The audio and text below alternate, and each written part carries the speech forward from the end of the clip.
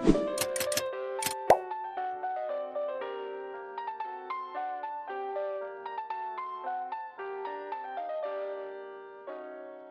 right. Enjoy this live episode, guys. Podcast. Yes, we are a podcast. And we are currently doing a new series called Academia Unlocked, where we are discussing classics in an approachable way. We both have our master's degree and we use it for baddies. Oh my God. Thank you. Thank you. And we're using it to make books easy and understandable and relatable. This is the third episode discussing Wuthering Heights, and this time it's books and media. So let us begin.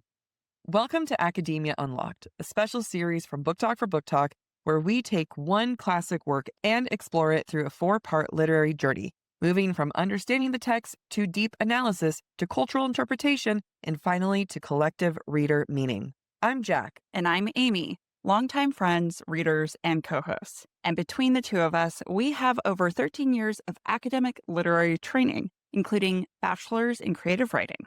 Our goal with this series is to bring academic-level literary discussion into a space that feels accessible, thoughtful, and genuinely curious, without losing the depth that makes these works so enduring. Academia Unlocked isn't just talking about books, it's about learning how to read, interpret, and question it in new ways. Think of this series as stepping into a guided seminar where we're exploring not only what a story says, but how and why it continues to resonate across time. Each book is broken into 4 episodes, each building on the last. We are currently discussing Wuthering Heights by Emily Brontë. Last week, we discussed Wuthering Heights as you would in a college seminar. This week, we're examining the portrayal of Wuthering Heights' various forms of media in movies and music. So, for the people listening and potentially watching, we are back to recording together Again, and we're doing this on a TikTok live. Whether it looks like no one's watching. We're great. Yeah. We're fine. If for whatever reason you hear us talking to anyone, it's because we're talking to people on TikTok. Luckily for us, no one's there. No. So let's get in. We prepared heavily for this episode. we did. And by heavily, we watched a lot of adaptations of Wuthering Heights. There are so many adaptations of Wuthering Heights. We did not get to all of them. There are too many. I didn't even know there were this many adaptations. It's, when they market it as the greatest love story ever told, I think they got it wrong. And I think they're all trying to outdo each other So by convincing us it is the best. When saying that it's the Margot Robbie, Jacob Elordi, that's the one that started it with, or not started, but that's Even the Laurence Olivier that's how they marketed it. started as The greatest love story ever told. Yeah. So the reason why we chose Wuthering Heights is because of the Jacob Elordi and Margot Robbie one. And it was back in October. I remember I sent it to you. I was like, get a load of this. They're calling this the greatest love story ever told. And our reactions were like, the hell? And everyone has an opinion on it, especially movie adaptations. And we're here to talk about it. So let's talk about core objectives for this episode. It's about, we want you to understand how stories transform when they're told through different media and different interpretations, and the fact that each version of Wuthering Heights, the creators, the actors, the directors are going to focus on different aspects of what Wuthering Heights, quote unquote, is really about. We're going to kind of break this down in the following way. We're going to talk about meta reflection. When we say meta, we mean meta fictional, right? Yeah. My brain. It is 8:30 on Saturday evening. Don't tell them that. We have plans. We have a life. That's it's 8 a.m. because we go out on Saturday nights. We're talking about meta reflection. So how Aware of itself it is. Yeah. So how the adaptation is aware of itself as an adaptation, which is kind of a trippy thing to think about. We will then talk about comparative interpretation between the various versions, and finally, media literacy. So to help kind of ground us, we're going to start with a guiding question. And that is, if Wuthering Heights is a novel about obsession, identity, and emotional extremity, why do so many adaptations reshape the story into a tragic romance? And what happens when a psychologically complex novel moves from the page to the screen, and in some cases into music? And 2 fantastic music videos. So the comparative adaptation triangle, this is going to be like something that we're going to be focusing on. And surprisingly, you're going to think of it as a triangle. So the first part is fidelity to the text, the medium constraints, meaning what is limited through that form of media, and then the cultural moment. So let's talk about the fidelity of the text. That's essentially how faithful is it to the text? What are the key concepts from Wuthering Heights that is often taken into movie adaptations? The first one, moral ambiguity. Debatable on which ones play into that. I mean, I think that's like one, as we talked about in previous episodes, the moral ambiguity of these characters, the fact that they're all morally great, is one of the most key components of the novel. So how do the movies play with that? Right. Into it. Also, character complexity. I think that's going to be a good one because I feel like that's one of the hardest ones for the movies to actually get right. And trying to understand Heathcliff, Kathy, Catherine, Hareton, Linton. Like, it's such a rich cast of characters of just absolute tragedy. And is their complexity able to be transferred to the screen? And then finally, one of the other huge ones is the narrative structure. This is something that is so important and vital to the text, but is that important and vital to the screen? Right. And it's crazy how on all three of these things, this one side of the triangle, they're all so different. So freaking different. We then get into the second part of the triangle, which is medium constraints, by which we mean what about having a movie or a TV show constrains the story. Now, some things to take into consideration are runtimes, right? So film runtimes and what was standard for that era versus a TV serialization, meaning how many episodes is it? Is it a long series, a mini series, etc., versus, in Kate Bush's case, a 3-minute, 45-second song.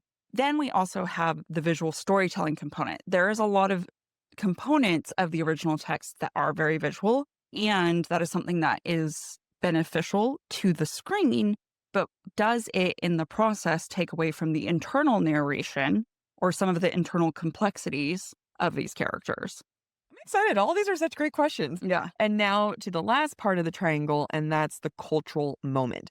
Amy and I have watched many of Wuthering Heights adaptations, all filmed in different time periods. And the audience expectations is one of the biggest things. What is the audience expecting when they're watching this? What is trending at that time? And each movie and each adaptation, miniseries, whatever you want to say, music video, is targeted towards that audience in that time period.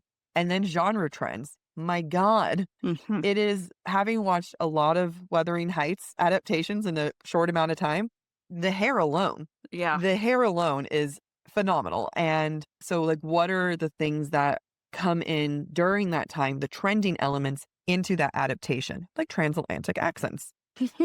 Also, the social values at the time of production. When you think about the Laurence Olivier and when that was filmed in 1939 versus what just came out with Wuthering Heights and Margot Robbie in 2026. Very different. Very different social values. Very different social values. We're going to come back to that triangle, but we're going to put a pause on that and get into segment 1. So we start with this idea of classics becoming media. We see it happen over and over again throughout. Angel says I'm on the way to go watch it at the movie theater. Oh, Enjoy. So one of the things that we see throughout modern media is this desire to create and recreate stories that are beloved. And sometimes it's because it's just such a good story, or a new director has a better vision, or we have better techniques in filming, or quite frankly, the last one was bad. Like, there are so many different ways you can go about this. Yeah. And for whatever reason, Wuthering Heights is a really, really popular classic to retell. Are adaptations retellings, or are they interpretations? That is one of those words that is so freaking debatable, because I've gotten into this conversation with friends before quite a bit of just like, you know, talking about the Wuthering Heights with Margot Robbie, just like, oh, well, this is why that can never be Wuthering Heights. And she was like, well, it's an interpretation. It's like, oh yeah, like, isn't every single thing an interpretation? Not really. Some can be retelling. So that is a key difference. Interpretation, I know I might be saying this and it might sound dumb, but an interpretation is open. It's however they want to adapt it. It's that them taking key elements from the story and wanting to portray it in a way that is how they desire. Versus a retelling is trying to stick to the text as much as possible. Right. So when people talk about taking creative liberties, adaptations are taking creative liberties because they're interpreting the original text in a culturally relevant way, in a modern way, etc., versus trying to keep the integrity of the text and doing a true retelling. Now, we have to think about our modern audience. And I think you can see how in the 1939 version of Wuthering Heights versus 2026 version, there's always been a focus on romance. Romance sells. And the more modern you become, modern romance is replaced with sex. Yeah. But the underlying theme is connection, right? Love, whether it be emotional or physical, between two characters. And unfortunately, that gets really simplified. Yeah. In movies, when you take a book that's condensed to 1.5, 2 hours. I don't know if I'm getting ahead of myself, but I'm going to say it. The reason why there hasn't been a quote unquote successful retelling of Wuthering Heights is because every single movie, show, retelling has only focused on the love. They portray it as love. Yep. And I think that when you go into the text, it's really clearly not about love. It's about obsession. It's about the loss of identity. And it's so funny because these movies will say the words, right? Like they'll say, I am Heathcliff. Whatever souls are made of, ours are the same. Like they use these words that are powerful, but miss the point entirely. Because then they come back and they're just like, oh my God, this is a love story. And I don't know if a movie can accurately portray the obsession. I think they can, but as of now, any of the few of the dozens that are out there hasn't been. No, they've always, now some degree, it's like more toxic love and more romantic love, but at the end of the day, it's love and not obsession. So that's one of my key takeaways is why you will never have a successful Wuthering Heights until they remove the love. And culturally, that's uncomfortable, right? Yeah. That's not the type of media that sells in this genre because it looks like a romance. And as we've discussed in our previous 2 episodes, Emily Brontë wrote this book to challenge Victorian understanding, Victorian society's understanding of what romance, what love is. Yeah. You're better off trying to sell a love story than you are trying to sell a psychological thriller. And it's and that's the other thing is it's so not thrilling. No, it's There's not. no climax. That's the other thing with this book is that it really just trickles. The whole thing just kind of moves along. Yeah. The way that Kathy dies is more climactic than the way that Heathcliff dies. But it just also kind of happens. You know what I mean? There's no big dramatic moment. There's no epic scene. So when Heathcliff goes, he goes. And a lot of these movies portray them as him, I need to say it because we're on TikTok, self-eliminating. Like he opts out. Yeah. Oh, good job. He opts out of life. Yeah. Yeah. He selectively chooses. And that's not the case. No, he does not. He just kind of wither away and dies the same way that Kathy did. And they have to come up with these ways to make it more interesting. Otherwise, it's Lockwood literally leaves for 3 months, comes back, and is like, oh, wow, things have changed. Yeah. Kathy, you single? What's up? Now, one of the things that I think really bothered some viewing audiences with the latest release of Wuthering Heights that was produced by Margot Robbie is this idea that it's not accurate. It does not keep true to the text. And it got a lot of crap for it. I didn't go back and read reviews of the older movies. To some extent, that's got to be pretty consistent, right? This is a beloved book. This is a studied book. a lot of these movie adaptations of this book do not stay true to the text. Yeah. So when we think about adaptations, when we think about interpretations, we need to stop asking, is this accurate? Mm-hmm. Is this true to what was written? And we need to start asking ourselves, what is this interpretation trying to achieve? Yeah. Because the interpretation is trying to send a message. So with the Margot Robbie, Jacob Elordi one, the director, can't remember her name. The fact that I remembered Jacob Elordi and Margot Robbie is director phenomenal. Or screenwriter? Whatever her name is. Chloe Gong? Yeah. Is the director. Is she? Who's and then Emerald something. One of them, when she wrote it, said, I wrote this the way that 14-year-old me would have wanted it to be done. Mm-hmm. And she said that it was a feral 14-year-old interpretation. That is an excellent description of it. And it is. Like, that's the thing. And I was talking about it with my roommate, and she was saying, like, there's so much of media that's 14-year-old, a feral 14-year-old interpretation. Yeah. And, like, we should have more horny women interpretation. Yeah.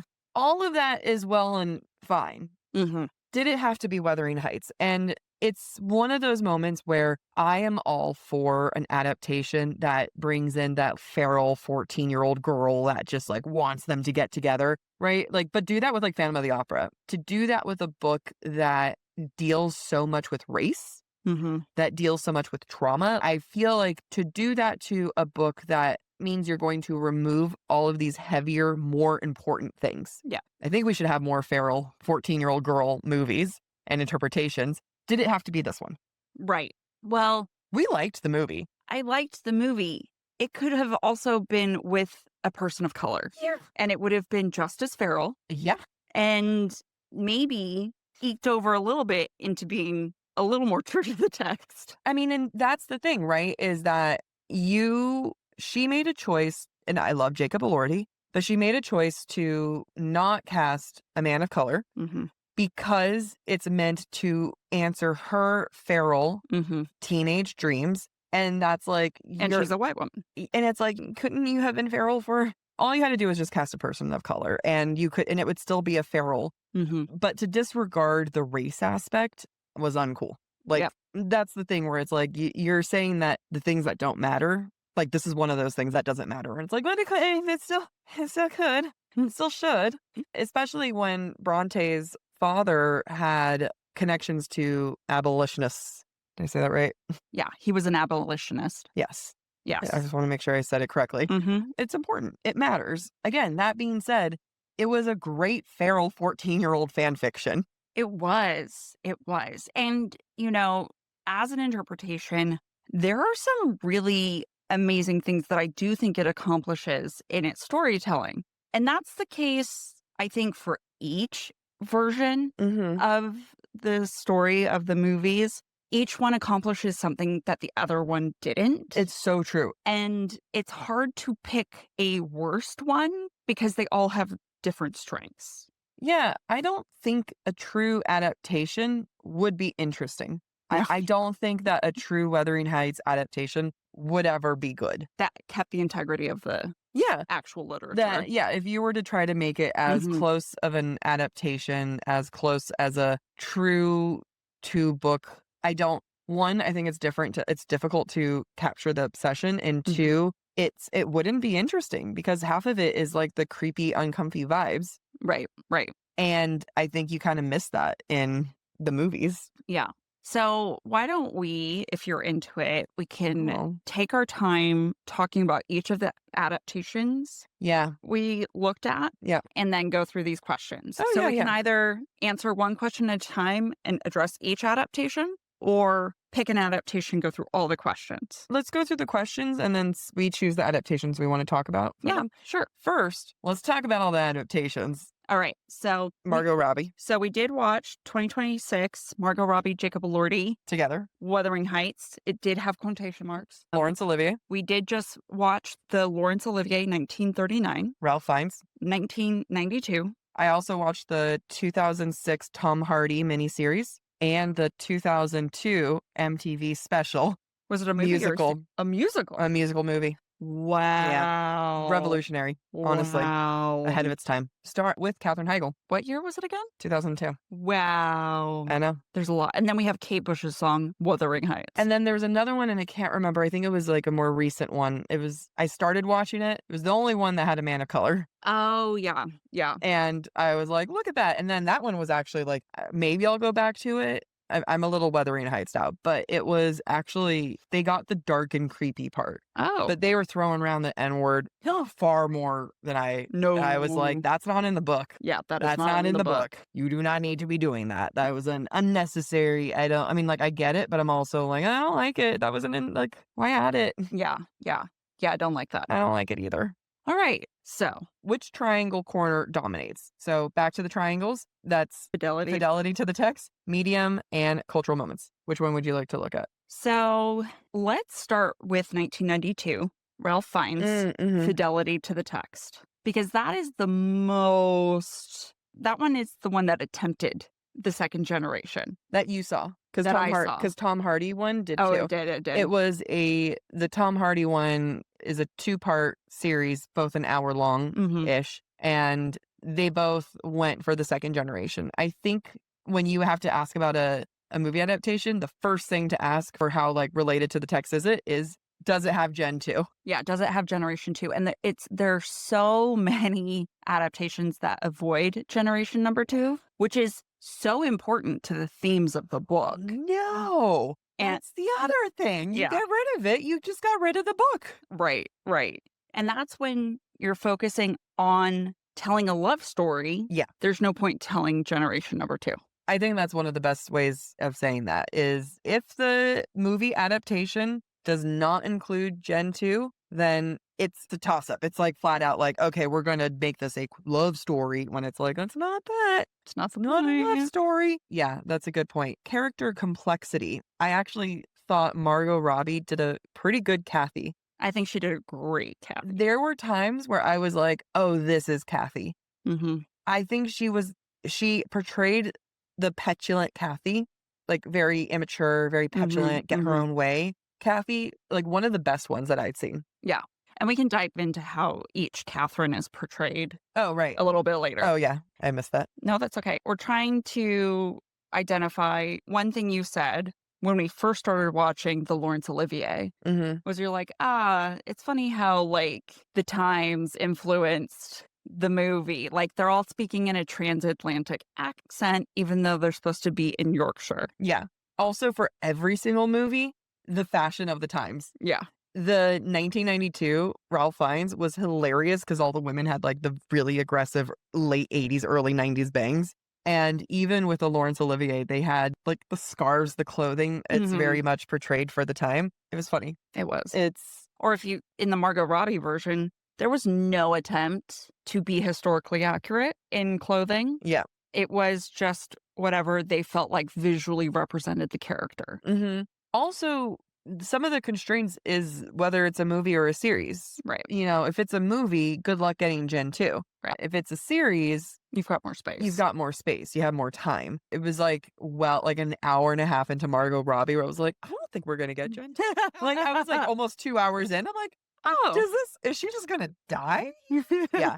That was shocking to me. You know, I think not only if we don't get Gen 2, you know, focus on the love story, but I think one of the benefits of not getting Generation number 2 is being able to explore the complexity of Heathcliff and Kathy. Yeah. Which is what I think the 2026 version was able to accomplish. If the complexity meant love, yes. Fair. If complexity of their relationship equals love, then sure. So what themes are emphasized in all of the variations that we watched? So let's pick a variation and talk about themes. Margot Robbie. Let's start with Laurence Olivier. Okay. We just watched that one. Themes. Close-ups. That was close-ups. That was definitely a technical like trend. Yeah. Of the time. No, I know. I think the themes love, right? Like that's another one of their relationship is love, particularly focusing on the devotion from Heathcliff. Yes. Because you can tell a lot about an adaptation depending on who's more devoted. Yeah. Heathcliff or Kathy. Yeah. And what I find, I'll say it, a little sickening. Every variation has Heathcliff more in love with Kathy. Mm-hmm. Mm-hmm. When Kathy's literally the one who willed herself to die. Right. Right. First. Yeah. He's a coward. He waited. Yeah. And you know what? We may end up like combining all these. I think another theme to kind of dovetail off of that, where Heathcliff is the devoted one, Kathy's capricious. Yeah. It really leaned into her character of her kind of willfulness, her wildness, which made her seem almost opportunistic. Yeah. Flippant. Yeah. Very unwavering, like it's opportunistic, whatever is best and most convenient for her. Yeah. When in actuality, she's a young woman who has to genuinely examine her life choices. And I think with Brontë and with the book, the fact that Catherine chose Linton showed that she made the right choice compared to Isabella choosing Heathcliff. And by Linton, you mean Edgar. Edgar. Yeah, Edgar. Like, right? Am I wrong? Like, no, yeah. Heathcliff's son is named Linton, so I just... Yeah. Okay, so Catherine choosing Edgar is, I feel like it's Brontë showed you, she made the right choice. Yeah. Isabella chose Heathcliff. Right. And even though Heathcliff didn't love Isabella and like married her literally just to torture and to have scheming plans, Catherine knew on a level that Heathcliff wasn't it. Right. However, you know what? One thing that comes across, and I actually don't like this in the 1939 version, although Catherine picks correctly and Isabella picks incorrectly, per se, they both choose out of spite. Yeah. Right? Catherine chooses Edgar out of spite towards Heathcliff. Isabella chooses Heathcliff out of spite towards Catherine. Yeah. Which is such an unfeminist thing, right? And it's, of course, created by men in the 1939. So it's not going to be very pro-women. Yeah. Shocking. And then for Catherine to also choose to die, right, makes it seem like women don't know what's good for them, because Laurence Olivier's character, Heathcliff, is never really painted as bad. No. Never. Very rarely. I mean, he does slap her around, and even then we don't feel... But he feels so much guilt, he runs away. I know. He's like, I can't believe... He's like, I shouldn't have done that. It's like, yeah, you shouldn't have done that. Heathcliff would never say that to himself. No, he was like, yeah, I did it.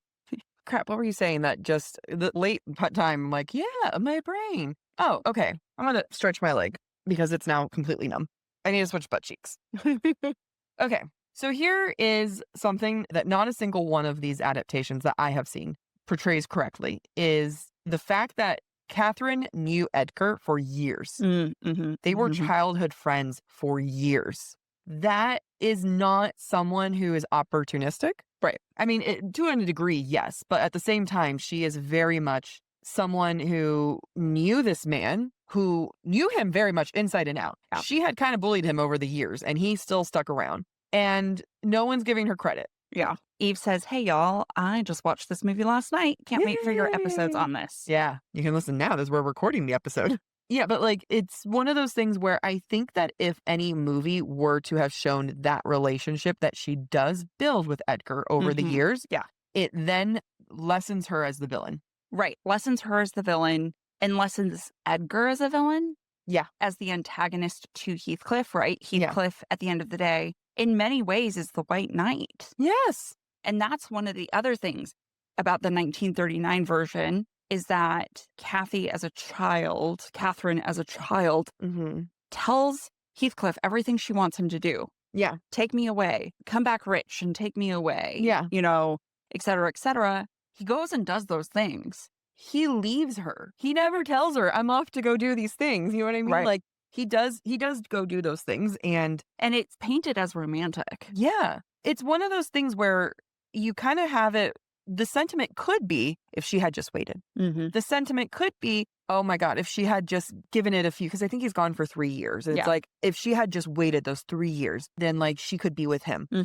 The other thing that no one wants to remember is the fact that he did leave. Yeah. He's the first to have left. And then when he comes back, he blames her for saying, you're the one who's choosing this. You're breaking my heart. You're doing this to me.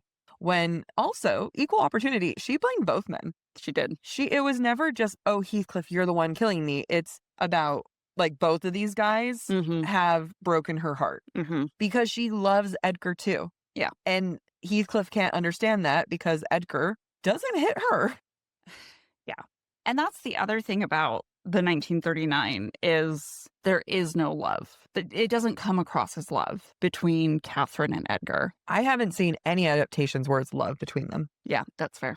Yeah. And just because Catherine says, my time will change my love for him, Catherine doesn't necessarily say, I'm going to stop loving him. It's like, It will change. It's not as enduring as the other one. If I wanted to play this game, why won't we? She chose the man who could grow and adapt. She says, like, she is Heathcliff. This is like, there's no growth there. There is no changing. You are doubling down on who you are. And that's not healthy. Yeah. So what are some other themes that you saw in the various versions that you watched? Tom Hardy one, his lips. He's a very lip-forward actor. Yeah. There's some mouth actors like Keira Knightley. Yeah. So I think for the Tom Hardy one and the themes, it actually leaned into Heathcliff's madness a bit more. Oh, interesting. Like in his old age or throughout? Throughout. Okay. I would give the Tom Hardy credit. Now, he's still portrayed as like he's so in love with her, he's so obsessed with her and all these things. But at the same time, he is a little bit more unhinged throughout the whole thing. He kind of has like he could go off on at any moment. So I did like that one. Yeah. Like, I think one of the themes on that one was like hairpin trigger, anything can change at any given moment. Yeah. I love being in the room where it happens. That's funny. Oh, Eve said earlier, they could have just communicated. Really, They really could have. They really could have. Yeah. Maybe wait until the conversation's over before you run away. I know. Discussing themes. That's and AI summary. Oh. I was like, someone has such a great point. Yeah, never mind.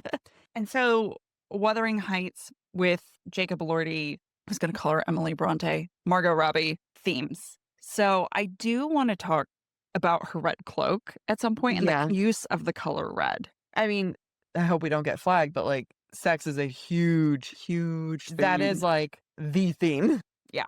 And one of the things that I think the latest version of Wuthering Heights actually did really, really well was not only using weather to portray, the wildness of the moors and the wildness of Cathy and Heathcliff, but also the use of clothing and Catherine's hair to portray her, conforming to society, which visually, I will give it credit. It's the most compelling version of Wuthering Heights. Even the Wuthering Heights is her hair. Right. In the very beginning. Yep. And even scenes like the fact that the wallpaper is her skin. And they actually mapped out her skin to make that wallpaper. Yeah. What I feel like is another great thing that movie did was the way that Catherine is put on a pedestal. Yeah. Isabella and Edgar dote on her. Which is true to the book. Very true to the book.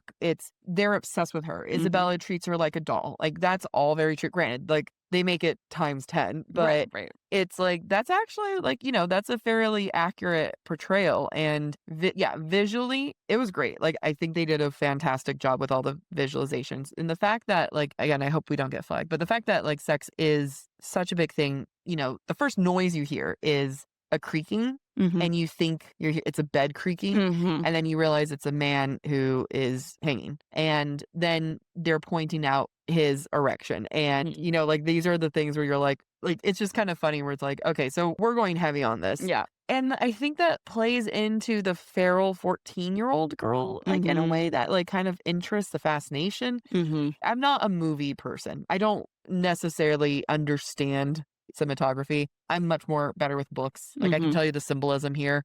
For me, the overt sex did not do anything to the story other than it's a movie that has like a bunch of like sex. Yeah. And like, not that that's not a good enough reason. I mean, I'm not going to be mad at it. But the fact that you're introducing this to the story, the fact that you're bringing in this element that wasn't there in the book, what's the point of it?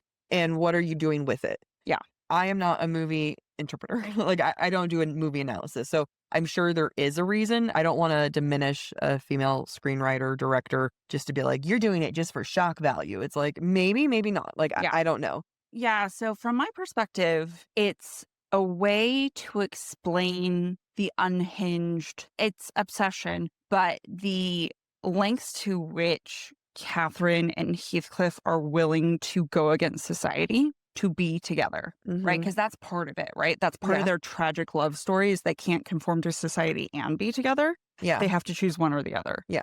And so Catherine doesn't really understand her feelings towards Heathcliff until she witnesses other people having sex. Yeah. Yeah. And then she starts to explore her own sexuality. Yeah. And that introduces Heathcliff's, like, he feels like a door's been opened. And that opens a door for her that she then tries to back out of. I wonder if there is one of the themes for that is men thinking that they have automatic access once the door's been open once. Like the entitlement to it. Yeah. I would need to watch the movie again. I would need to look at it. I don't think that's one of the themes. I mean, I don't know. Would you say, I guess Edgar and Heathcliff in the Margot Robbie interpretation both kind of felt like they were entitled. Yeah, and I think... And that's probably like a theme in the book in general, if I were to... Right. They're both entitled to her as property. Yeah. One of the other things that really sticks with me is when there's a montage of Catherine and Edgar living, through the years. Yeah. While Heathcliff is gone. There's one scene where Catherine has Edgar hold her face. Oh, the same way that Heathcliff held her face the first time she saw someone having intercourse. Yeah. And it's like Catherine was trying to have the best of both worlds. Yes. Right? She was trying to bring what she saw in Heathcliff into her nice little bubble of society. Yeah. And it wasn't enough for her. So that's another thing I just wanted to add. No, I'm happy you did. You did great.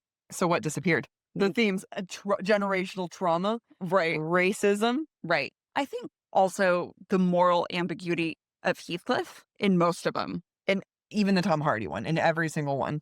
Right, because even in the 2026 one, it still tries to... Heathcliff is not entirely bad. I saw it as it was happening in the moment of how they were making him still innocent in, like, Isabella's kidnapping. Anything that in the book Heathcliff does wrong, it's justified and he's saved in the 2026. And that actually, like, irritated me because he is the most saved out of every variation with this one. Yeah. Because even his treatment of Isabella is then justified because she likes it. Because there's nothing that he can do that is depraved. He asks for consent at every step of the way. And even in the Laurence Olivier, like all the other ones where they still don't go hard enough on Heathcliff, they at least still have him treating her like crap. You know what I mean? Like there's still these moments of unforgivable moments, right? Every unforgivable thing that Heathcliff does that they kind of portray, they take it away. Yeah. Like every single one, they find an excuse. She finds a reason to fix him. Right. And I think that's one of the worst. It's at that point, just call it a different movie. Right.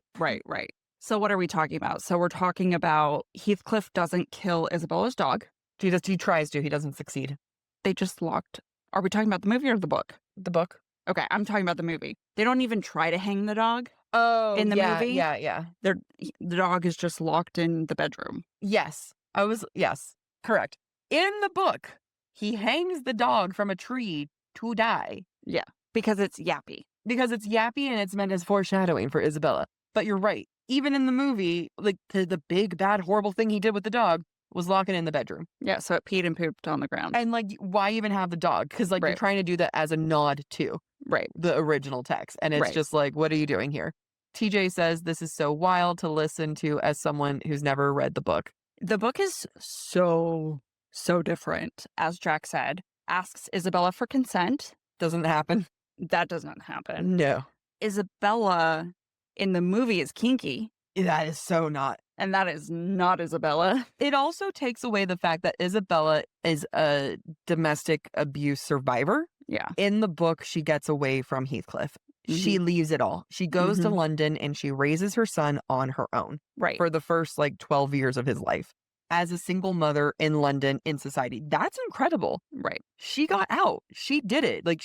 And not with Edgar's help. Edgar still disowned her. Completely. And never helped her. So that is one of the most incredible things from that book. That is the only one who got out. And Isabella should be celebrated as a character for surviving domestic abuse, and then they turn her kinky. Yeah. To me, that's an insult to survivors. And again, just make it a different movie. Right. And, for some people, it's also kink shaming. Yes. Right? Yes. Which we don't do here. But, if I take it outside the context of the book, I was like, that's a great interpretation of Isabella. I know. That's the other thing is I struggled so hard with it because I was just like, it's pissing me off and I like it. Yeah. It's I have to remain pissed off because the things that were dismissed are too important. Yeah. But another part of me was very into it. Yeah. Of if you're going to save Heathcliff at every turn, you did it. Right. Right. Themes that disappear, racism disappears. It's replaced with, oh, Heathcliff, you're so dirty. You're so dirty. Which is so racist within itself. Yeah. And, he's described as, they make believe that he's the descendant of a Asian emperor and a princess or Queen of India or something like that. Yeah, Queen of India and or Prince of India. It was India and China, essentially. Right. It was this. We know what he looks like, which is why when people are saying that's his bastard son, I'm like, no, it's they already said it's not. Right. But we know that it is that Heathcliff is not a white man. He's not even considered they say gypsy. Actually, the term that they call him at one point is a term that is used for sailors who would be sailing in the East Asian area. So they don't even call him really a gypsy. There isn't really a word for Heathcliff. And to then remove that and to make to other him in these interpretations is just by making him dirtier than everyone else is such a fucking racist and insulting thing to do within itself. Right. Because it's replacing skin color with dirty, which is basically saying we think people with certain skin colors are dirty. Yeah. That's fine. That covers it. It's so he'll understand so discrimination awful. too because they he just he didn't clean up, and then so when he goes away and he comes back, it's oh, don't worry, he's showered and now he's white clean. again. He's white. Don't worry, he can fit in. And it's that is why every interpretation at its core will fail. Yeah, when it comes to that, the ones that have white actors will inevitably fail. And for a movie that, even if you're going to remove the concept of race, because that's what there was no race constraints within this 2026 Wuthering Heights, right? Right. Nellie is Asian, but she's a bastard. I mean, and then Edgar, who's also bad guy. The fact that the bad guys in that movie were all people of color, was let's not do that. Really, actually, Edgar was who they casted as Edgar would have been the better Heathcliff. Absolutely, right. It would have been more accurate to the book. Yeah. But would have maybe been more offensive from, right. It's so hard because I could see how they're wait, we're going to be inclusive. We're going to make the rich man a person of color. Yeah. Even though this book is about a poor man who's a person of color. Yeah.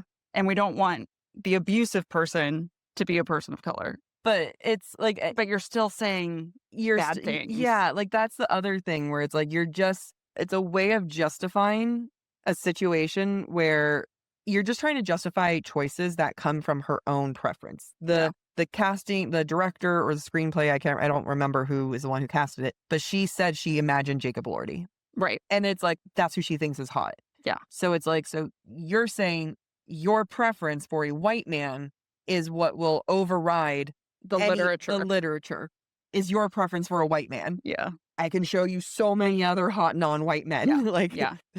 They're plentiful. There's so many. Open your eyes. Moving on from race. It's I just think that if we all took time, we can all agree that I should marry Michael G. B. Jordan. I think that's where they okay. That's where we land. I'm on a Michael B. Jordan kick right now. Let me take it back. I'm never not. Continue. So one thing that I do think the 2026. Oh, wait. People are commenting? Yes. Jessica says she's thrilled she stumbled on the live. Eve said, we do such a great literary analysis. Oh, thank you. Jessica says, yes, they do. Oh. I'm obsessed. Oh. Thanks, guys. So one thing I think the 2026 version does well is demonstrates the predicament of Catherine's situation. How she will always lose in society as a woman. Yeah. Because her family is destitute. Yeah. And she has to essentially sell herself. Yeah. To ensure the livelihood of her family. Yes. Now, that's not necessarily a huge theme in the book, but I thought it was a good interpretation that they integrated into this because it explains the conflict in Catherine in a way that is less superficial than I like pretty things. It definitely showed if Catherine didn't get out, this would be her life. Right. And in the book, Catherine doesn't grow up in poverty. It's a little rougher. It's a little bit more wild. Right. Like it's the North. It's less, Yorkshire. You know what I mean? Like maybe it's like, less cultured. Yeah, it's like, they're a little bit more rough and tumble, right? But she's not poor. Right. And the state loses money because of her brother. And her getting out is at the same time that her brother is starting to gamble and, starting to become an alcoholic. Like it's there. Like they're not so limitlessly wealthy, right? Right. I think you're right, where this movie is the only one that I've seen where it's like, if she had not left, that would be her fate. Yeah. And it does put things into perspective. I like where one of the times she visits her father and then she runs into Edgar's arms because she's just really upset. And I felt like that was a very true moment in the sense that, again, Kathy did love Edgar. Yeah. She says, both of you broke my heart. Yeah. If you didn't love someone, they couldn't have broken your heart. That reminded me of something this one also did really well. Oh, yes. Narrative storytelling. Throughout all of these, I think there was some sort of narrator in the Laurence Olivier that just kind of said things to link scenes or link time periods. Nellie was telling the story to Lockwood. Nellie does tell the story to Lockwood. Yeah. In the 1939 version. In Ralph Fiennes, Emily Brontë. Emily Brontë, portrayed by Sinead O'Connor. That was so surprising. She's so pretty. She's so pretty. Wow. Is imagining the story of Wuthering Heights when she comes across a dilapidated version of the place. The 2026 version of Wuthering Heights is the only one that gets Nellie's moral ambiguity correct. Yeah. I loved how they handled Nellie's character in that version. Now, part of it is because in all the other versions, Nellie's an older woman. She's not the same age as Edgar, as Hindley and Catherine. Yeah. Whereas in the 2026 version, she does start around the same age. Nellie is the same age as Hindley. And that is like, what, maybe 5 years older? 7, if I want to be generous. Yeah, I wouldn't even say that. It's like, it's old enough. It's old enough. Like, so she's kind of more of a companion. And it is, the age element is so important to the Nellie Dean character. And what it means when she's telling her interpretation, because it goes from this older, wise woman with gray hair talking about this beautiful Catherine to someone who's a few years older who never got to have her life, who never got to, go off and get married, who never got to, do whatever she wanted. Right. Well, and what I liked, so this is an added layer in the 2026 version that was not in the book, but I think was a good layer to add in the movie. Nellie is the illegitimate child of like a duke. Yeah, that was an interesting. Right. And so she's putting on airs. She's trying to be a lady because that's technically her pedigree. Yeah. But she's been sent away to Wuthering Heights to be out of the way. Right. Yeah. And so her judgment of Catherine would make sense. Her desire to stay at Thrushcross Grange,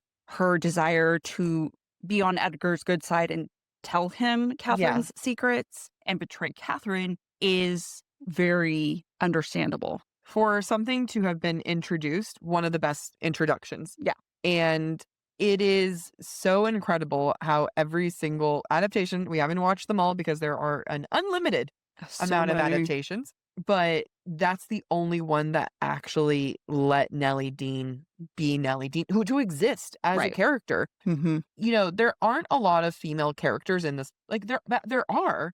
Yeah. When you think about like men versus women, okay, you have Heathcliff, Edgar, Hareton, Linton, and their father, who kind of goes away pretty quickly.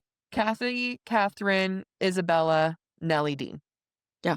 So like 4 and 4, truly. Yeah. Because it's meant to mirror each other. Right. Right. And Nellie Dean is such a contributing factor to this whole story. Right, because the majority of the book is told through her memory. Yeah, but even the plot itself, like, right. Heathcliff wouldn't have necessarily run off if Nellie Dean hadn't made sure that he was there. Yeah. You know, like, she could have warned Catherine at any time, and she chose not to. Like, right. There are plot-driven moments that is because of Nellie Dean. Right. And in all the versions but the 2026 version that we've seen, they absolve Nellie Dean of her meddling. Yeah.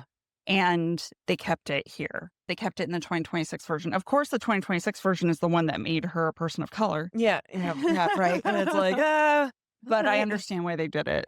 It is, and it's just so funny how all of this plays out, where Catherine just takes up so much energy and screen time that these other characters do get kicked aside. Like, every adaptation doesn't really give the space of how much Heathcliff did pursue Isabella. Yeah. In the book, Heathcliff pursued Isabella for a little while. Like, he was there going on walks with them on a ramble. They love a ramble. Bitches love rambling. We do. I love to ramble by a bramble. That rattly book. Brambling brook. There you go. Ramble by a brambling. Don't. But, like, there is a fair amount of courtship that does happen between them. Yeah.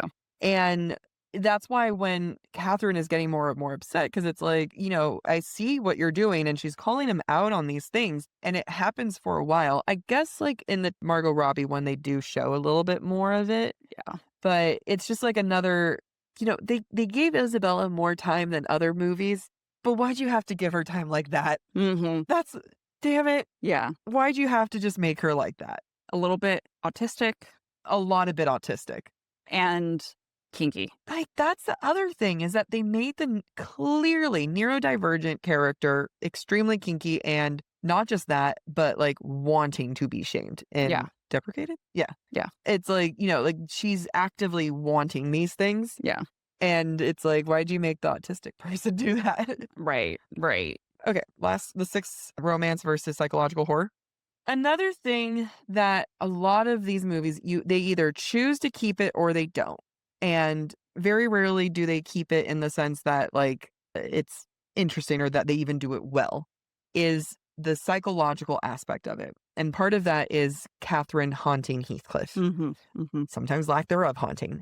The portrayals of Catherine haunting have not been done well at all. No, none of them have been done well. None of them have been done very well. And one, you can only do the haunting if it's second generation. If you're bringing in the second gen involved. Right. Two, the haunting aspect is it's not as psychologically intense as the movie, as the book. I find that none of the movies that I've seen have captured the intense psychological aspect of it because they're focusing on the romance. Exactly. And that's the thing, is the psychological part is supposed to remind us and portray the level of obsession Catherine and Heathcliff have with one another and how toxic that is. In every movie, it's romantic. I know. It's romantic that his soul is bound to hers, or her soul is bound to his, which is not what it's supposed to be. The way that they romanticize, like, we've seen it in a couple of the movies where he goes, if you're going to blame me for your death, then haunt me. And they always make it sound romantic. Yep, always. I will say the Tom Hardy version, he does dig up her grave. And I like how they did it, because when you look at her, this happens in the book where years go by, 18 years, he digs up her grave and he was like, oh my God, she looked exactly the same. She hasn't aged or decayed or anything. Aged, of course she hasn't aged. She's dead. She hasn't aged today. She looks great. In the movie, you see her face perfect, and then it switches angles and she's a skeleton. And I think that they did that well, of like, it's all in his head. It's all in his head. Yeah.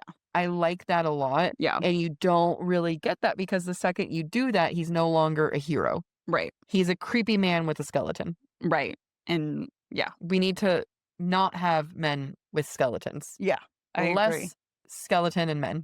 The other thing, I will give credit, although I don't feel like the 1992 with Ralph Fiennes followed through very well. There's one moment before Heathcliff runs away, when they're supposed to still be young, that after she comes back from staying with the Lintons because she hurt her ankle, Heathcliff says to her, I found a bird's nest and I trapped the younglings under basically a mesh and made them starve to death because I knew you wouldn't ever come back to see them. Wait, was that in the book or the movie? It was in the movie. Dang. You were reading. Or you were writing. Yeah. But yeah. That's a good creepy. That was creepy. That was only one time. I know. I was like, it's not sufficient. But it was the only like real attempt that I saw to convey the darkness of Heathcliff's affection for Catherine. Yeah, it's the creepy factor, right? Right. I think in the Tom Hardy one, he talks about cursing and he's like really into it, where he's like he manifests something and he like manifests her death and he's like, I did it. And she was like, that's kind of not great. Yeah. I think I would love you not to manifest people's death. Yeah. I think we get different kinds of crystals. I think that we, if you're going to be a manifesting king, we go somewhere else with this. It's like they do a hint of creepy and they go, but look, it's Ralph Fiennes. Yeah. He's hot. Yeah. And real fast, I want to read. Someone is Jess is saying, less men with skeletons, please. And then TJ follows up, or less men. That's the one. I felt that sigh, Amy. That's funny. I want that as a shirt now. Less men with skeletons, please. Okay, so what's the good note that we had? Casting, shaping, audience, empathy. You know what? Good job past me. So, and this is especially true with the whitewashing. Yeah. Because no movie adaptation wants to paint Heathcliff as a true villain, they therefore whitewash him. Yeah. If he were not whitewashed, everybody else would be on board with him being a villain. Yeah, you're right. None of the adaptations want to portray him as how he really is, which is not a villain. Right. They all try to save him, and they do that by making him white. Yep. Which is a bullcockery. Yep. Chess asks, were you taking notes in the theater? I was not, but I was marking. I was. Oh, I wasn't. This is one thing I analyze movies the way I analyze literature in my head. I do. So like with my brain. So like the use of the red cloak that Margot Robbie has. Yeah. When she chooses to wear it when it's not on her person. Yeah. Is super important to her underlying like feelings or repression of her feelings towards Heathcliff. Okay, why not lean into villainy? Is that not entertaining? I'm so confused. Yeah, I agree. I would like to clarify. I did not take notes in the sense that I wrote all this down. I looked at online templates. So, Oh, yeah, that's fair. I want to clarify of like, I took notes in theater, which in hindsight wasn't great because I couldn't see. I probably couldn't read. No, I just kind of was like free writing. I felt like one of those, like in the movies, you just kind of let things take over and just writing. Okay, so yes, why not lean into the villainy? It's more entertaining and more complex. The second that they casted Jacob Elordi is the second that you're shaping audience empathy. Yeah. Ooh, okay. If you were the casting director and you wanted to explore the moral ambiguity of Heathcliff, what actor would you pick? Yeah, I don't know. I don't know people. Okay. I don't need... No, that was a very unfair question. I don't know names. Just pick a different movie character you've seen in any movie franchise. Okay. Jessica, always Theo James, and I was trying hard not to say Theo James. I'm not going to lie. The thing is, I'm not doing it because, Jean Page. There was another one. TJ says Jean Page. Yeah, but there was another one. Realistic Heathcliff actors. Well, and I'm just like, who exudes... That man I met in the club that one time? No. I'm trying to think. Oh, you know who I would love to have do it, although he's not the correct skin color? Henry Golding. Who's that? The Singaporean actor in... Oh, that's Seaman. I know, but I'm like kind of in the same direction. So do Henry Golding, Crazy Rich Asians. No, I know who you're talking about. The thing is, like, it is... I don't know. I don't watch TV or movies. I'm a bad person to ask for this. You know who would be great if he was younger? Idris Elba. There it is. There, you did it. That's who I want. That is... Oh, that did something to me. Because he could really play on the moral ambiguity of the character and the darkness of the obsession. Oh, that's such a good one, Amy. I have such bad news for you. That was such a good that was such a good call. I'm so proud of you. Just says, oh, good casting. Yeah. And TJ says, I'm a great person to be asked, to be honest. I'm such a movie person. It's like our friends Nicole and Randall. They're movie people. I'm the worst person to ask for this. But Idris Elba is someone who I think, is not afraid to be portrayed in the worst light possible. And he's also charming enough to come back and like have that fake, that facade. Here's the thing. Heathcliff is an abuser. Yeah. Who is good at faking it. Yeah. Like abusers are, right? Yeah. Quote unquote, the best abusers are the ones that go under the radar. And him and Catherine had a very toxic relationship. They would still like hit each other. Right. Growing up and everything. And it was very much something that she walked away from. Right. You know? In a lot of ways, Heathcliff is a sociopath. Absolutely. And his love for Catherine is purely about possession. He sees himself in her. Yeah. And possession. He wants to own her, and he sees himself. The second that she goes and has different, has different clothes, kind of resembles someone that's not him, he gets mad about it. Right. And it's like, because she needs to represent him. Right. And instead she represents Edgar. And he wins because Catherine says, I am Heathcliff. So like he gets that. He gets to win, which is very upsetting. I haven't read the book or watched any adaptations. I'm really here for the vibes. Oh my God, thank you. Thanks, Jess. Make sure you listen to the episodes that come out. You don't have to have read the books to listen to the episodes. Yeah. All right. Era-specific romantic framing. You have the wide variety where you have the Laurence Olivier, where they're cheek to cheek, hug me, my darling. Like, because they both end the same, very similar. Right. They end in a similar way where she dies in Heathcliff's arms at the end, right? Similar, not I said the same, right? And it's the most like, hold me, Heathcliff. I want to look out the window one last time at the moles with you. Yeah. Trying to do transatlantic. And so versus the Margot Robbie and Jacob Elordi, where they can't stop boning. Right. On the dining room table, in the carriage. Out the tree. Against a tree. Not mad at it. No. Not mad at it. Oh, yes. No, I know who you are. We know who you are, Jess. We just saw you in person. Yeah. We love you. So I think when you look at moral and like the eras of like morality, it tells the story. Like even in the 2009 version or 2006, but the one with Tom Hardy, they have sex. Now it's one scene and like they only have sex once. Yeah. But like they show it. Yeah.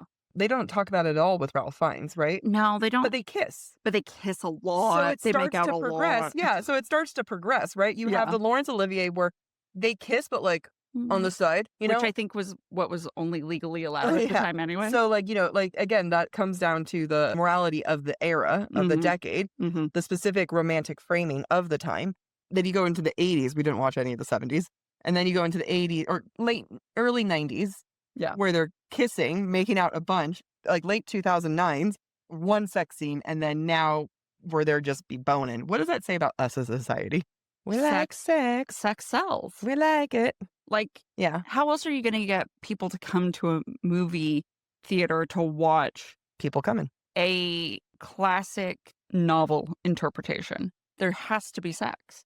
Because it's such a dark movie, they try to replace or substitute the quote unquote darkness with sex. As if like counteract it. Or like because they're removing some of the darker tones. Oh, the gothic tones, they're introducing sex. Interesting. Because they're removing the psychological like horror element, because they're removing some of these like the actual dark themes of the story, they introduce sex as if that's something that naturally will make it darker. Do you know what I mean? Because it's forbidden. Because I mean, I think because us as a society still hasn't accepted it, because we're still seeing a woman get pleasure. You know what I mean? Like, that's the thing where I think that we as a society can't handle women enjoying pleasure, seeking pleasure. Even in this movie, the only pleasure she gets is when she's having an affair.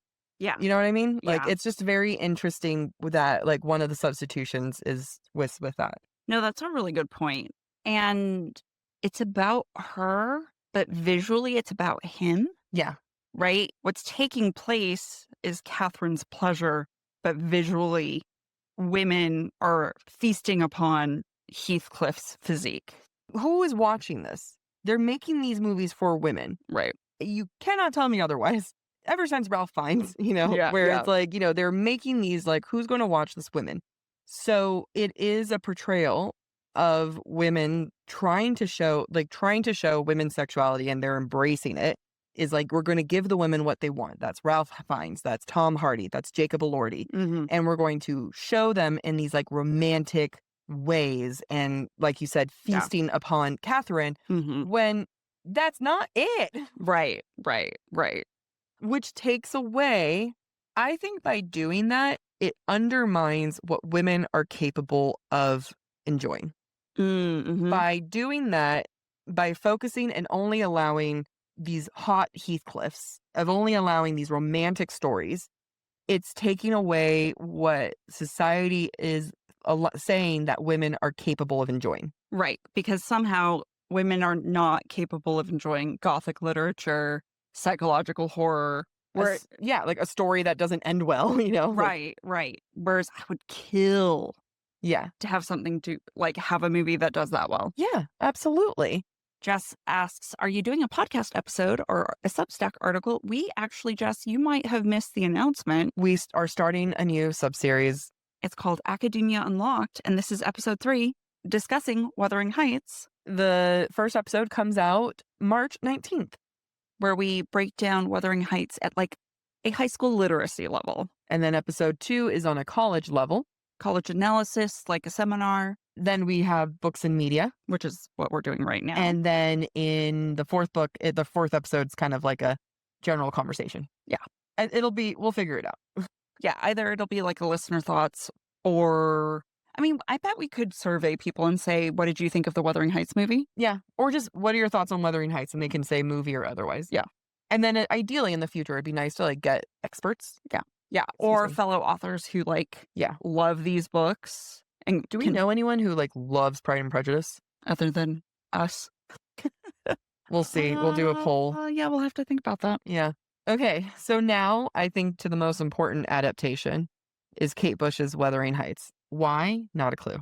What does she do with this? Not entirely sure. That's what you mentioned briefly at Romanticy BookCon. Yep. Yes, that is correct. Yep. I remember seeing this in college. Were we in the same class? No. The first time I saw it was in one of my college classes, and the professor was like, I'm going to play something special for you guys. And I was like, oh my God, I need this song injected to me. Which is why what's funny is that when Kate Bush's Running Up the Hill became popular because of Stranger Things, and everyone was like, she's so great. I'm like, she is, but have you heard? Wuthering Heights? Have you heard of Wuthering Heights? Because that's a different take. Not everything's a bop.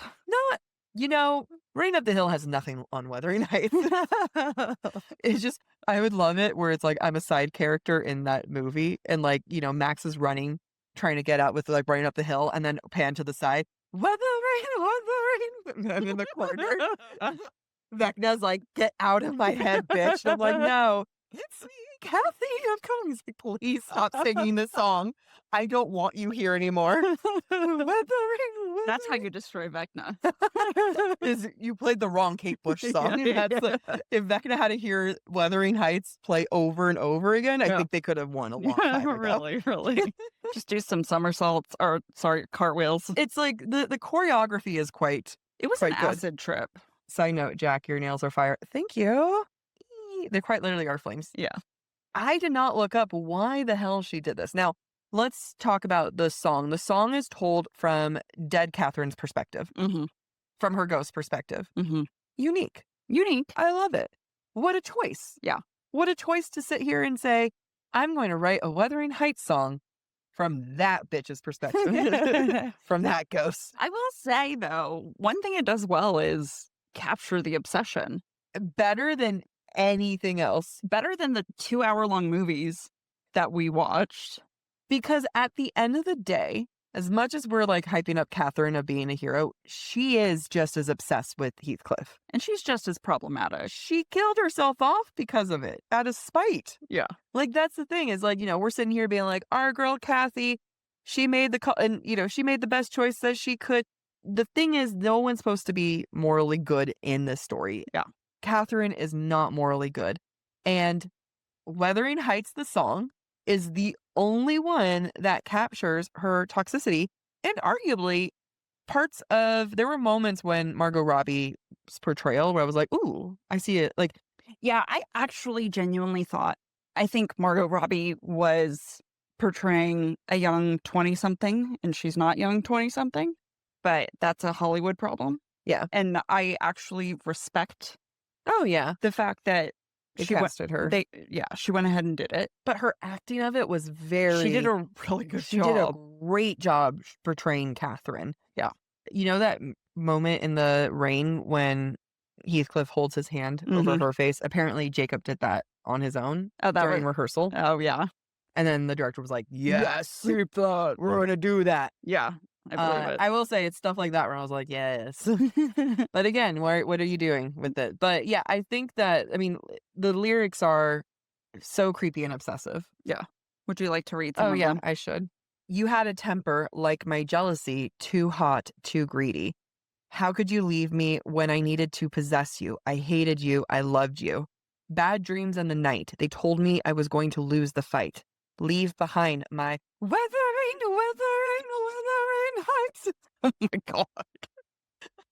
It gets dark. It gets lonely on the other side from you. I pine a lot. I find you a lot. Falls through without you. I mean, the first early lines of you had a temper like my jealousy, too hot, too greedy.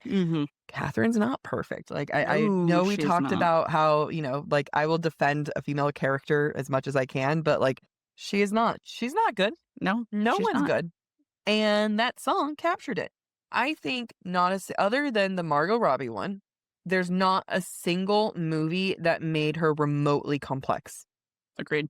None of the adaptations I watched. Now, however, we have not discussed the 2002 MTV version musical. Yeah, I did not watch that. Barely did. They did not make her complex either. There was a lot of making out in that one too. A lot of sex in that one. It was MTV. Again, made for the audience. Made for the cultural audience. And it was spot on. The fashion.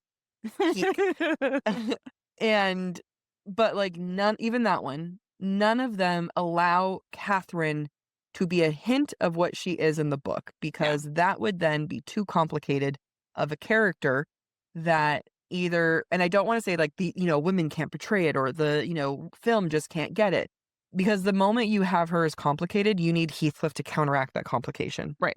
And people aren't willing to make Heathcliff complicated because they want to make him likable. Exactly. So if you make him likable, then you have to make Catherine likable. Yeah. Because if they're going to sit there and say, we are the same, I am Heathcliff, you can't have her be wacko bonkers and then he's just like this really stoic guy. Yeah. So which is a shame, because the second you're trying to save the man, you really destroy this female character. Yeah. You rob the female character of her character. Yeah. All right. Segment 5, comparative synthesis. Comparative literature at its core. This is all right. Painful. This is painful. For Jack. I'm actually going to potentially look into my old professor and see if he could join. I feel we just did this. We did. So comparative literature is kind of what we've been doing. You're comparing patterns, right? So we've talked about the audience and what they were expecting in each era and each time, like when it was made. What I find about the Laurence Olivier version is that is the most recent to when the book was written. Yeah, the closest in time period. Yes, because there's only a 93-year difference. It's the equivalent if we were to do a movie on 1933. Yeah. From 1933. Yeah. And it kind of like, I mean, you have people within living memory with it. Right. Like they'd be old, but it's, it's just interesting where you have that. And then the fact that TV can get a lot more versus film. In film, a lot of times, not every time, but they sacrifice the second generation in order to get that. Which sacrifices generational trauma themes. Yep. And healing themes, quite frankly. And the morality of the era dictates the morality of the characters and what we're going to see. I think that it speaks volumes that the morality of today is both, in the 2026 version, is both hyper aware of sex and trying to make it seem extreme and creepy while at the same time saving a man. Yeah. Right? It over glorifies sex in a way that's like, we're going to make this shocking. And it doesn't really focus around her pleasure. I mean, it does, but like not enough. It's more about the shock factor. And what's terrible, it was written by a woman, it was directed by a woman, it was produced by a woman. Yeah. And they still focused on saving the man. Yes. They saved Heathcliff. Catherine was not saved. Again, she out of all of the adaptations, she's the most complex of the Catherines. Yeah, which I will give it credit. I will absolutely give it credit. But then, like we were saying, you can't have a complex Catherine and have a hero Heathcliff. No. The two do not make sense. And honestly, a lot of people said that there wasn't enough chemistry between the two. I can kind of see that. Yeah. And I think part of the reason, if anyone felt like there was a lack of chemistry, is because they are not the same. And Catherine and Heathcliff are meant to be the same. Yeah.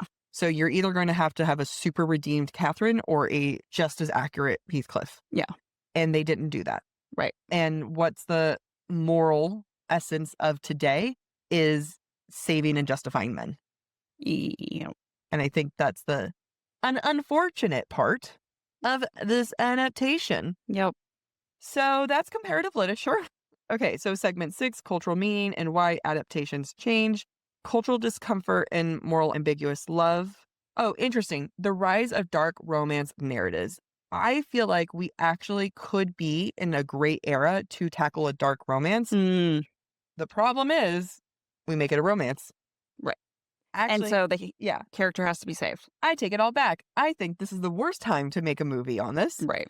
Because a lot of literature, romantic, smutty smut, is based on dark romance. And even if it's smut or not smut, like it's just the concept of a dark romance is prevalent in a lot of books and movies and everything today, which is why we're expecting romance. Oh, no. You struggling there? Yeah. Do you see what I'm wearing?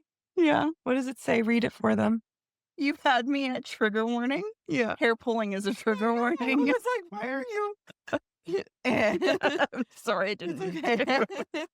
I think one thing that comes across loud and clear, and I know we've discussed it already, actually in all of them, each movie, and I would even say maybe for the Ralph Fiennes one, each needs clarity on how to feel about Heathcliff. And Heathcliff is not truly terrible in all of them. Another reason why every single movie has failed and will continue to fail is because the book is not meant for anyone to feel comfy or good. Right. The book is meant for us to all walk away saying, I don't know if these characters are good or not. Right. I don't know who I should side with. Right. I know Heathcliff is shit, but Catherine wasn't great. Yeah. And Linton is horrible. Right. And like Kathy and Hareton were kind of mean to each other too. You know what I mean? Very like, mean to each other. Everyone is still like, when you are done reading Wuthering Heights, you are not meant to have any emotional clarity. Yeah. And every single movie, and this is just part of Hollywood. Yeah. You need a resolution, you need emotional clarity, and none of them, and maybe there are movies that do that, but not quote unquote romantic movies. The only movie I can think of that does in the movie what Wuthering Heights as a book did is The Joker with Joaquin Phoenix. That is the only movie where it's moral ambiguity across the board. You are uncomfortable across the board. Yeah. You have moments of empathy and then moments of horror. I like that. I mean, it's funny. It's a great example of male online red pill culture. In the male loneliness epidemic, you know? And yeah, where it's kind of like you would automatically have people going in and be like, yeah, Joker. And then by the end, you're like, no, Joker. Yeah. No. Yeah. Except for the red pill boys. Then they still come out. But. Oh, another one that does it really well, which is also red pill, Adolescence. The miniseries. Yeah. Oh my God. Yeah, that one did great because, I mean, the psychologist I did feel for.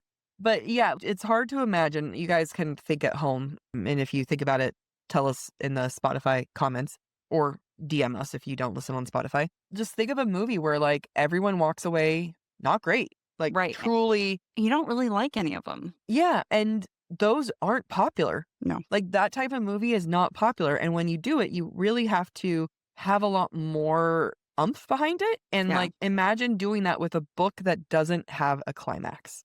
Yeah. It's not an interesting story to see visually. Yeah. Wuthering Heights ends very anticlimactically, and that is part of the point. Yeah. And when you have a sad love story to it, suddenly, like, the climax is that Catherine dies and they choose to end it there because a woman's death is easier to have as a sensation rather than an underwhelming man's death. That hit something. Does that make sense? Yeah, it did. I'm impressed. Thank you. Okay. Yeah. No. I'm still processing. Yeah. Go into that. Why is it that all these movies end with Catherine dying? It's because, one, they don't want to get into the second generation, but because they deem her death more interesting than they do the man's death. Right. What is that? I'll let you process that while I take a sip. Everyone, take a sip. And in some ways, Heathcliff is the hero by getting to live. Yeah. Right? Yep. And in many ways, it also sends maybe a subliminal message that unruly women are the bane of men's existence. Not only does he get to be the hero, he gets to be the martyr. Yes. And in Emily Brontë, in the novel, you could almost view it as he's the martyr because he's going to carry her ghost and asking her to haunt him, but he's not a martyr. He's like, not. That's the thing, right? And that these movies turn him into a martyr. And they make Catherine spiteful, but the true spiteful one is Heathcliff. Yeah. And Heathcliff in the movies, any movie, is not spiteful. None. He condemns her soul. Yeah. To walk the earth with him. And every one of these movies has them dying and living on with each other in the other world. Wow. They get like several of these movies we have watched. They go hand in hand into the afterlife. Yep. And it's this romantic, like, wow, they get to be with each other. Yeah. And no. Don't want it. They don't deserve that. No, they do not deserve it. Go spend eternity in purgatory. Yeah, I mean, it's like, but that's the thing, right? Is like, it's a mutual spitefulness. She died in spite of these two men who she loved. Yeah. And then he condemned her soul out of spite. And then she didn't see him out of spite. Like, yeah, it's all of these like double spiteful things. Yeah. And we just turn it into like, but he's such a martyr. Even when he's doing all these horrible things, at the very end, okay, so in these movies, when you get the Gen 2, he's treating the next generation horribly. I'm angry. Ralph Fiennes is a great example about this. The second he starts seeing her ghost, he gets nice. Yep.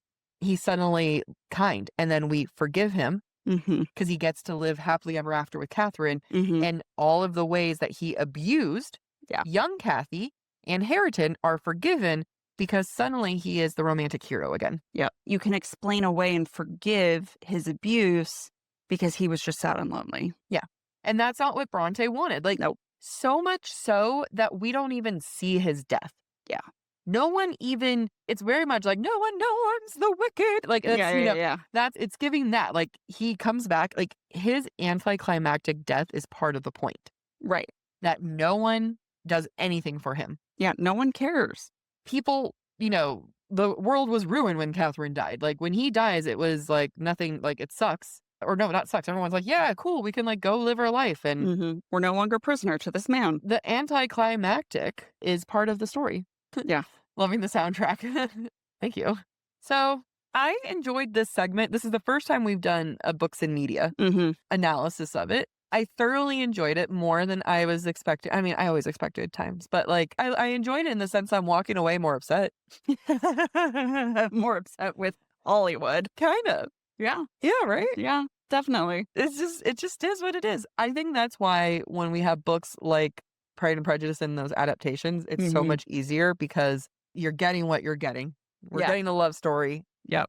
We're excited for a love story. And I'm excited for when we cover Pride and Prejudice in the next book. Yep. That is our next segment. Yeah. I mean, we have one more episode where we talk to what should we call it? That's our next arc miniseries. Our next arc makes sense. Our next, there's another word.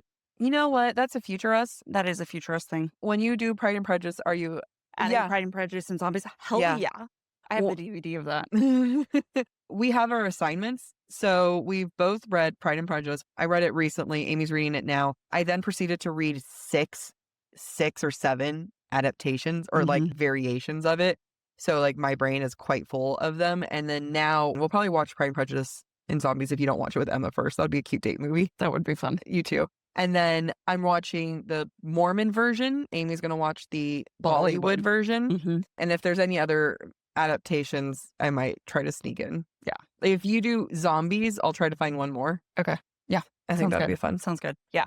And we've seen the 2005 Keira Knightley and the 90s BBC version so many times. I've watched both recently. It's both very recently.